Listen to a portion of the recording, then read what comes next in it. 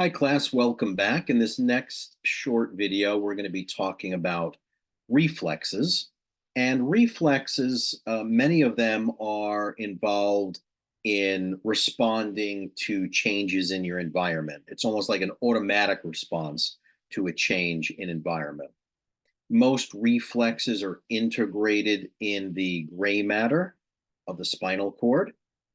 And some examples of reflexes that you may be familiar with is when um, a physician takes a reflex hammer and maybe they tap over your patellar tendon, and then you get that knee jerk reflex, or they tap over your biceps tendon and your elbow flexes, right? So maybe you're familiar with some of those reflexes. There are some other autonomic or some visceral reflexes, like when you get scared and your heart speeds up and your respiration speeds up or your digestion shuts down. These are some autonomic or visceral reflexes. Then they have some reflexes that involve cranial nerves. Um, we have one reflex, for example, that we can call the corneal reflex. The corneal reflex, which involves cranial nerve 5 and cranial nerve 7. This is like if, let's say, an eyelash falls into your eye and then you blink, or you're walking outside and a fly hits your eye and then you blink. So when you see reflexes like this with two cranial nerves, the first one indicates the sensory part, and the second nerve relates to the motor part. So the sensory meaning something had to touch your eye, and you had the sense that an eyelash got in your eye. That's the sensory part, cranial nerve 5. But then your eye blinks to try and push that out. That's cranial nerve 7. The motor is the blinking. There's another one that's called the oculocardiac reflex, which is if you put a little pressure on your eyeball, a little bit of pressure on your eyeball, your heart rate can slow down. This would be cranial nerve 5 once again, and this would be cranial nerve 10. It's an interesting one, right? Just a little pressure on your eyeball, and then your heart rate, you can lower your heart rate. How about the pupillary reflex, when you shine a light into your pupils and then your pupils contract? That would be cranial nerve 2 and cranial nerve 3, right? So 2 for your optic, that has to sense the light touch the eye, and then your pupil constricts with the light, that's cranial nerve 3. So we have some cranial nerves also that are involved. When we look at a reflex arc, there are 5 parts to a reflex arc, and you should know these 5. There's always a sensory receptor. So in this particular instance, it looks like a thumbtack or a needle or a pin that pinch the skin. So the skin has the receptor, and it's sending that information into a sensory neuron. And then that sensory neuron comes in right here into that dorsal horn, right? This is the dorsal horn. It's going to relay that to the association neuron, which is your integrating center, right? Your association neuron is nothing other than the relay man between the sensory input and the motor output. So that's your association neuron. Then it's going to send the information out from the anterior horns to the motor neuron. And the motor neuron is going to go all the way to the end to the effector, in this case, maybe a muscle. So there's a receptor, a sensory neuron, an integrating center, a motor neuron, and the effector. Those are the 5 parts to a motor reflex. We're going to briefly mention these 4 somatic spinal reflexes: the stretch reflex, the Golgi tendon organ reflex, the flexor reflex, and the crossed extensor. Some of these are you may be familiar with, you may know, but maybe you didn't know that you knew these, okay? So let's look at the stretch reflex first. The stretch reflex, this would be an example. One example could be the patellar reflex. So what's happening in the stretch reflex is the person takes the reflex hammer, they're hammering the patellar tendon, and there's a receptor there called the muscle spindle. The muscle spindle is picking up the stretch to the tendon. So what ends up happening is that a motor neuron is going to be activated, making those muscles contract. So if we look here, here is the reflex hammer. It's hitting this tendon, and when it hits it, it puts a stretch into the quads. So there is a receptor, and the receptor is the muscle spindle right there. That's picking up the stretch. So that information's going in the sensory neuron, goes into the dorsal horn. There's an association neuron here, and it relays the sensory input to a motor neuron.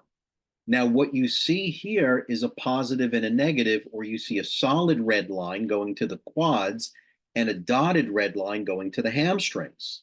Well, these are antagonistic to one another, right? They're on opposite sides of the bone. So when you hit this reflex hammer, there is an excitatory motor output that goes to the quads that makes the leg extend and go up, but that can only happen because the motor output also sends an inhibitory message to the antagonistic muscles. So this relationship between agonist and antagonist, they call it reciprocal innervation. Reciprocal innervation, they also call it reciprocal inhibition,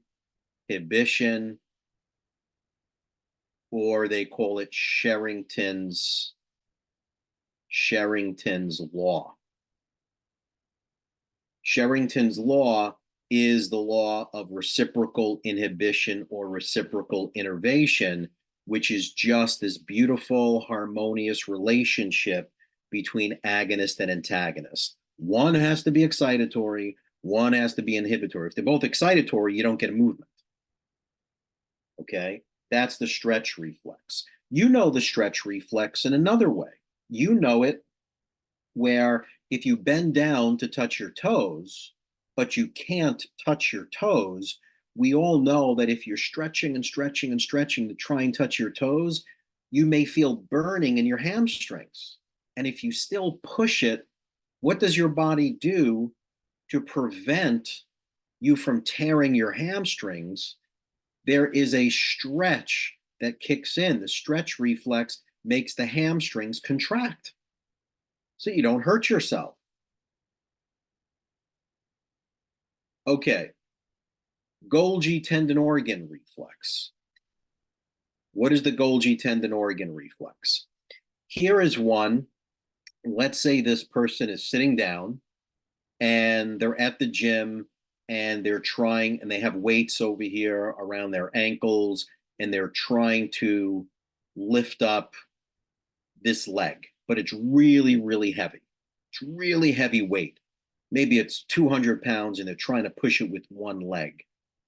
Well, the quadricep muscles are contracting, but the quads now have a Golgi tendon organ.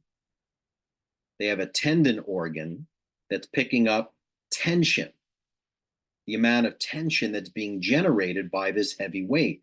And again, the sensory information goes in through the sensory neuron. It's going to have the association neurons integrate the information. And again, notice there's output that goes to the quads and output that goes to the hamstrings. Now, in this case, it's super, super heavy. So what's going to happen, kind of like, think of an arm wrestle, right? When you're arm wrestling someone, if there's so much tension that's generated, you don't want to break your forearm. So sometimes the arm just gives out, right? It blows out to prevent you from tearing a muscle or breaking your forearm. Well, that's what's happening here. When the tension is so great, you'll have an inhibitory message that goes to the quads to shut them down, and you'll have an excitatory message go to the antagonistic hamstrings to make them contract. Same concept, reciprocal innervation, reciprocal inhibition. With the Golgi tendon organ, just think of an arm wrestle that you can't win, right? How it just blows out and gives out. Okay, now this one everyone's experienced as well. It's called the flexor reflex or the withdrawal reflex. Think of what happens when you touch something hot. Your hand just pulls away from the painful stimulus. Or if you step on a sharp nail, your foot pulls away. So let's just focus on the middle one. Just focus here. Don't worry about the top and bottom. Let's just focus in the middle. So we see at the bottom that there's a nail that hits the toe. So there's a sensory receptor that picks up that sensory information. It goes through a sensory neuron, through the dorsal root into the dorsal horn. We know there's an interneuron or association neuron. And then there's going to be, from the anterior horn, a motor neuron that sends the output to the hamstrings so that you pull away from that painful stimulus. This happens with the upper extremity or the lower extremity. Now, because these muscles are immense, it may send it up a few levels of the spine and down a few levels so that there's lots of output going to the hamstrings to have a fast, strong, rapid contraction away from the painful stimulus. Okay, that's called the flexor reflex or the withdrawal reflex. Now, this one works in conjunction with the crossed extensor. So everything that we see on this side, we've already done just now, right? Here's the tack going in the toe. You have the sensory neuron carrying that painful input, and the motor output goes to the hamstrings that make that flex. But think about it. If this is your right foot that pulls away, how do you maintain your balance? Well, there has to be motor output crossing over. There has to be motor output crossing over to the other side, to the extensor. So it's called a crossed extensor reflex, where on this side, it's the flexor reflex. And on this side, at the same level, there's motor output going to the quads to extend the leg so that you can maintain your balance. So on this side, you got the extension, and on the opposite side, you have the flexion. Okay, that's called a crossed extensor. This only happens in the lower extremity, right? You don't want this happening in the upper extremity. You don't want to touch a hot plate with your right hand, pull it away, but then extend your left hand to get burned on the hot plate, right? That would be silly. Okay, and last but not least, we'll talk about a pathological reflex, some clinical considerations. So when babies are born, usually you'll see what's called a Babinski reflex, where they take not the rubber part of the reflex hammer, but they take the blunt side and they go from the heel, they go up like this to the great toe. And what should happen when you're a baby is what's called Babinski sign, where that great toe extends up and these other toes curl down. This is normal in infants, okay? If this happens in an adult, we have a problem, okay? In an adult, this should happen. In an infant, this should happen. So Babinski's reflex is normal in infants. If it happens in an adult, it's going to indicate some sort of lesion or damage in the central neural system. Okay. So we could use reflexes to determine if there's something wrong in the spinal cord or in the brain. So in an adult, the normal response is the curling under of the toes. An abnormal response, or a response of children under the age of 18 months, that's called a Babinski sign. Okay. A Babinski sign is when you have an upward fanning of the toes due to incomplete myelination. Okay. So it's an abnormal response, or you're going to see it under 18 months of age. That is normal because these babies haven't myelinated yet. If you see it in an adult, it could mean that there's no myelin, but in an adult, maybe it would be indicative of MS. It's a possibility. Okay. So Babinski sign, when you do this, you only want to see this in infants. That's normal in infants. In an adult, it's going to be indicative of what is referred to as an upper motor neuron lesion. An upper motor neuron lesion is some sort of lesion in the brain down the spinal cord. A lower motor neuron lesion is some sort of damage. If we look at the cross section of the spinal cord, and we know you have that letter H there in the middle, anything from this point, which is the anterior horn cells, right? This is the anterior horn, and back here is the dorsal horn. So lower motor neuron lesion is anywhere from this anterior horn out to the muscle. So carpal tunnel syndrome is a lower motor neuron lesion. Sciatica is a lower motor neuron lesion. Okay. Strokes are an upper motor neuron lesion. MS, upper motor neuron lesion. Okay. All right. Good place for us to end it. When we come back in our next videos, we'll talk about all the different plexi of the spinal cord.